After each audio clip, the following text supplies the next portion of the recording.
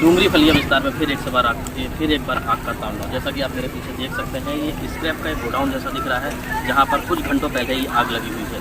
समय अभी लगभग हो रहा है 6:15 बजे और 1 से 1.5 घंटा हो गया इस आग को लगे हुए। फायर ब्रिगेड की हालांकि गाड़ी तो अभी आई थी, लेकिन यहाँ से गाड़ी जा चुकी है। दूसरी कोई गाड़ी अभी यहाँ पर दिखाई नहीं दे रही है।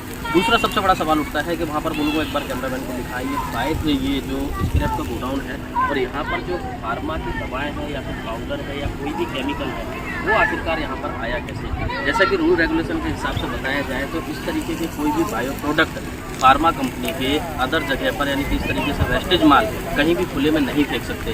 फिर इस गोडाउन में इस तरीके के ये पाउडर भरे डब्बे, टैबलेट के डब्बे क्या कर रहे हैं, ये बहुत बड़ा एक जांच का विषय है। और इस तरीके से जैसे आपने देखा होगा कि कई बार बुलडोजर चलने की घटनाएं सामने आती हैं, लेकिन उसके बावजूद भी आप चारों तरफ यहाँ देखेंगे, कैमरामैन से कहूँगा एक बार चारों तरफ यहाँ घुमाएं, आप देख सकते हैं कि ये पूरी तरीके से रेसिडेंशियल एरिया है। 10-10, 12-12 माले की यहाँ पर बिल्डिंग बनी हुई है, हज़ारों लोग यहाँ पर रहते हैं। शासन प्रशासन की नाकामी या फिर जो संबंध विभाग के ऑफिसर हैं,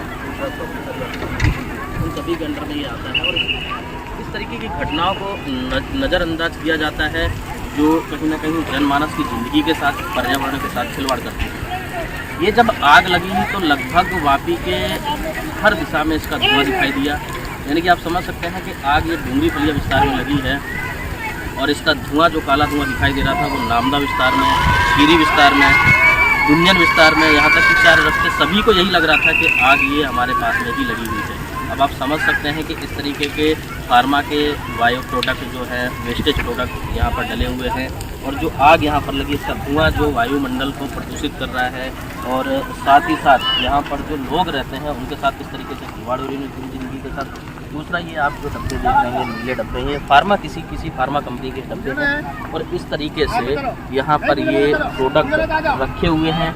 कैसे यहाँ तक पहुँचे, किसने पहुँचाए, कौन सी वो कंपनी है, यह सारा जांच का विषय है और इन पर जांच होनी ही चाहिए। साथ ही जिस तरीके से आप देख रहे होंगे कि बुलडोज़र का काम चलता है, कुछ गिनी चुनी जगह पर बुलडोज़र चला दिया जाता है और उसके बाद शांत हो जाते हैं। इन चीज़ों को क्या समझा जाए, जब कहीं किसी एक जगह पर अगर इनलीगल है तो दूसरी जगह पर, जैसे कि रेसिडेंशियल एरिया है, उस जगह पर बुलडोज़र क्यों नहीं चलाया जाता है। खीरी विस्तार में आप देखोगे पूरी तरीके से रेसिडेंशियल एरिया और बीच बीच में स्क्रैप के गोडाउन है और ये डूंगरी फलिया विस्तार में ये कोई एक पहली घटना नहीं है। यहाँ पर लगातार इस तरीके की घटनाएं महीने 2 महीने में लगातार होती रहती हैं। उसके बावजूद भी इस तरीके से शासन प्रशासन का ढीलापन, संबंधित विभाग के अधिकारियों का, जीपीसीबी का, फूड ड्रग्स का, इस तरीके का ढीलापन कहीं ना कहीं लोगों की ज़िंदगी के साथ खिलवाड़ करने जैसा है। इस खबर पर भी लगातार हम आपको बनाए रहेंगे और ये किसकी जगह है, ये भी एक जांच का विषय रहेगा। दूसरा, अभी तक ये भी नहीं पता चला है कि आग लगी कैसे, क्योंकि ना तो यहाँ पर कोई आपको इलेक्ट्रिक दिख रही है, ना ही किसी तरीके का आसपास का कोई ऐसा माहौल है जिस वजह से आग पकड़ सकती है।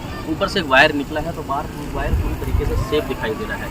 आग लगने का रीज़न क्या है, लोगों का ये भी कहना है कि शायद जानबूझ करके ये आग लगाई गई है, लेकिन ये पूरी तरीके से जांच का विषय रहेगा और इस तरीके की घटनाओं पर कहीं ना कहीं शासन प्रशासन को दिखावा नहीं, ईमानदारी के साथ कार्य करना पड़ेगा, जिससे कि जो जनता है, जो जनमानस है, उसके ज़िंदगी के साथ खिलवाड़ ना हो। इस घटना पर लगातार हम आपको बनाए रहेंगे। आप जुड़े रहिए हमारे साथ और देखते रहिए सलाह।